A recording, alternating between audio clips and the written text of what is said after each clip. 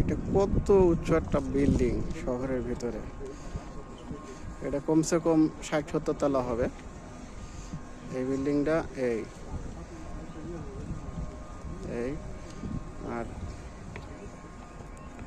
এই জনগণ আসতেছে, পাবলিক ঘুরতে আসতেছে এই যে উঁচু পাহাড়ে।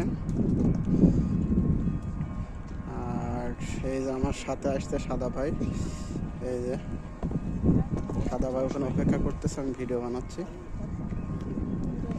এখানে পাবলিক কিছু বসে রেস্ট নিতেছে। এইটা উঁচু পাহাড়।